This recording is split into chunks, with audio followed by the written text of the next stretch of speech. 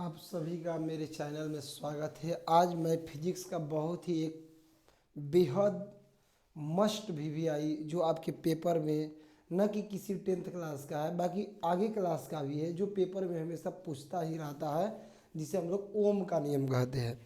तो हम लोग खूब अच्छे तरीक़ा से समझेंगे ओम का नियम के बारे में कि ओम का नियम क्या है। तो आपको बता दें कि जिसको हम लोग पढ़ते हैं बचवा ओम का नियम। ओम का नियम, तो ये ओम का जो नियम है, सबसे पहले बता दें कि इस नियम का ज़बरदस्त तरीका से आप याद कर लीजिए कि इसका खोज किसने किया था। तो ये नियम का खोज, चाहे इसका कह सकते प्रतिपादन, प्रतिपादन जॉर्ज साइमन ओम ने किया था। कौन किया था? ओम वैज्ञानिक किया था।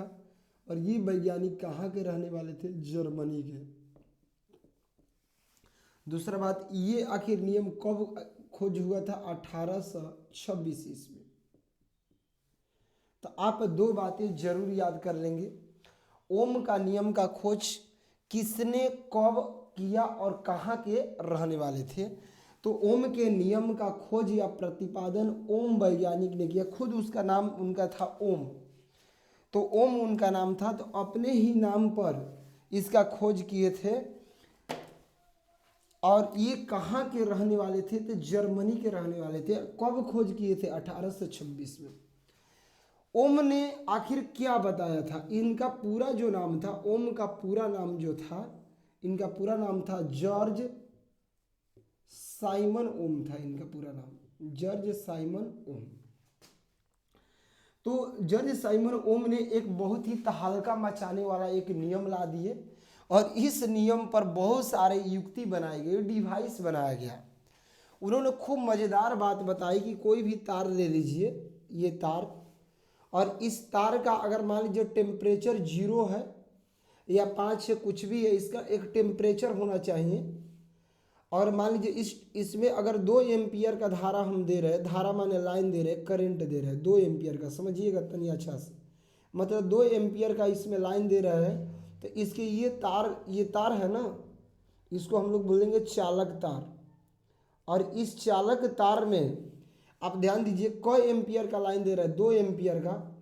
तो जब लाइन देंगे इस तार में ना, तो इस तार में मान लीजिए कि इसके बीच में हम देखें कि कोई बल्ब जला दिए। मान लीजिए यहाँ बल्ब लगाए, चाहे यहाँ पर कह सकते हैं कि बल्ब न लगाकर हम वोल्ट मीटर लगा दिए। क्या लगा दिए? Volt meter. मान लीजिए इस तार में हमने वोल्ट मीटर जोड़ दिया, वोल्ट मीटर, या ऐसे करके वोल्ट मीटर मान लीजिए। तो इस तार में मैंने वोल्ट मीटर जोड़ दिया। तो ये वोल्ट मीटर बता रहा है कि 2 एम्पियर का धारा जा रहा है। तो इसके बीच में, यानी दोनों सिरों के बीच में मान लीजिए 4 वोल्ट का विभवांतर उत्पन्न हो रहा। 4 वोल्ट का क्या उत्पन्न हो रहा? विभवांतर। अगर यहाँ बारी बारी से देखिए, अगर यहाँ अगर 4 एम्पियर का लगा रहे तो यहाँ 8 वोल्ट का विभवांतर, क्योंकि ये वोल्ट मीटर है ना, तो वोल्ट मीटर का काम होता है विभवांतर मापना, बताएंगे आपको। या कोई बल्ब लगा दीजिए इसके बीच में, यहाँ बल्ब लगा, यहाँ कहीं बल्ब लगा दीजिए। इसी प्रकार यहाँ अगर 6 एम्पियर का धारा रखे तो ये हो गया कितना? 12 वोल्ट। तो आप ध्यान दे सकते, 2 एम्पियर का अगर लाइन दिए तो 4 वोल्ट दोनों सिरों के बीच में, मतलब विभवांतर आ गया, वोल्टेज आ गया। विभवांतर नहीं समझ में आ रहा था, वोल्टेज समझिए। अगर 4 एम्पियर का लाइन दे रहा है, इसमें करंट दे रहे हैं, तो 8 वोल्ट का वोल्टेज आ रहा, 8 वोल्ट विभवांतर आ गया। अगर 6 एम्पियर धारा दे रहा है तो जो वोल्टेज है 12 वोल्ट का है। तो आप देख सकते हैं, इसका रेशियो निकालेंगे तो आप ध्यान दीजिए, इसको कटाइएगा, 2 से 1 बार में कटेगा, 2 दूनी के 4। तो इसका रेशियो निकाल दीजिए, 1:2 आएगा। इसको 4 दूनी 8, तो ये भी आ जाएगा कितना? 1:2। इसको भी कटा लीजिए बच्चों, 6 दूनी 12, यानी 1:2। तो हम देख रहे हैं कि पहला धारा है और दूसरा विभवांतर है। तो आप बताइए कि ये एक जैसा, ये आई एक जैसा है, मतलब जैसे जैसे धारा का मान बढ़ रहा है वैसे विभवांतर भी बढ़ रहा है, बराबर अनुपात में बढ़ रहा है। क्या? बराबर अनुपात। तो बराबर अनुपात है तो इसी को कह सकते हैं समानुपाती। इसी को क्या कह सकते हैं, समानुपाती। समानुपाती का मतलब बराबर अनुपात। अगर 10 एम्पियर का धारा देंगे तो 20 वोल्ट का करंट हो जाएगा, मतलब एक रेशियो में हो रहा है। लेकिन हाँ, एक बात का ख्याल रखना है, ओम ने बताया कि ये टेम्परेचर जीरो है तो जीरो ही रहना चाहिए। ये नहीं कि हम 2 एम्पियर का रखे, जीरो टेम्परेचर था, और 6 एम्पियर का रखे तो टेम्परेचर 5 एम्पियर का दिए, तो यहाँ वोल्टेज घट जाएगा, वोल्टेज 8 वोल्ट का हो जाएगा। तो यहाँ 8 वोल्ट होगा तो बताइए अनुपात बिगड़ जाएगा। इसीलिए जो टेम्परेचर होना चाहिए तार का, एक फिक्स टेम्परेचर होना चाहिए। अगर 0 है तो 0, 5 है तो 5, 6 है तो 6। तो इस बात का हमेशा ख्याल रखना, ताप का होना चाहिए, फिक्स होना चाहिए। अगर टेम्परेचर कम बेसी होगा तो उसमें वोल्टेज भी कम बेसी जाएगा, इसीलिए अनुपात बिगड़ जाएगा। तो कहने का मतलब है कि ओम ने जो नियम बताया, तो उस नियम में क्या क्या बातें फॉलो करना पड़ेगा। तो देखिए ओम ने बच्चों जो नियम बताए, पहला नियम बताया कि तार का जो ताप होना चाहिए, उस ताप को फिक्स करना पड़ेगा। क्या करना पड़ेगा, फिक्स्ड, मतलब एक नियत करना पड़ेगा। और जब नियत कर देंगे तो जो धारा देंगे, वह धारा किसकी समानुपाती हो जाएगा, तारों के बीच में वोल्टेज जो आएगा, उस वोल्टेज जिसको हम लोग बोलते हैं विभवांतर। क्या बोलते हैं इसको, विभवांतर। ये जो धारा है ना, विभवांतर के समानुपाती होगा। किसके समानुपाती होगा, विभवांतर का। मतलब आई जो होगा ना, समानुपाती हो जाएगा विभवांतर यानी भी। लेकिन क्या फिक्स होना चाहिए, ताप। अगर किसी भी तार का ताप नियत है, फिक्स है, तो उसमें दिए गए लाइन का मान यानी धारा का मान विभवांतर के मान के क्या होता है, समानुपाती होता है। यही नियम सरल भाषा में ओम ने बताया।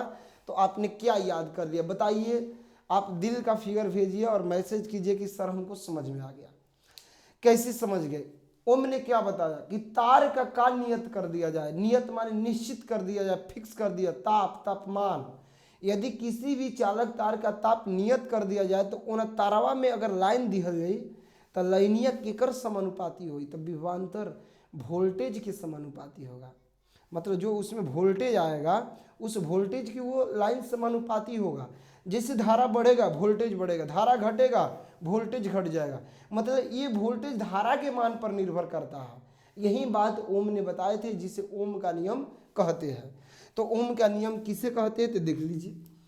किसी भी चालक तार का नियत कर दिया जाए, ध्यान दीजिए, 1 नंबर बता ले जाओगे। प्रश्न आता है कि ओम के नियम में क्या नियत रहता है, तो ताप नियत रहता है। ताप को नियत कर दिया जाए, नियत माने निश्चित, फिक्स कर दी जाए, तो उसमें प्रवाहित धारा, धारा माने आई, उसमें प्रवाहित धारा मतलब दिया गया लाइन, उसके सिरों के बीच, जैसे ये तार बताए थे ना, तो तार हो गया, तो ये 2 सिरा हो गया, तो सिरों के बीच में क्या उत्पन्न होगा, विभवांतर।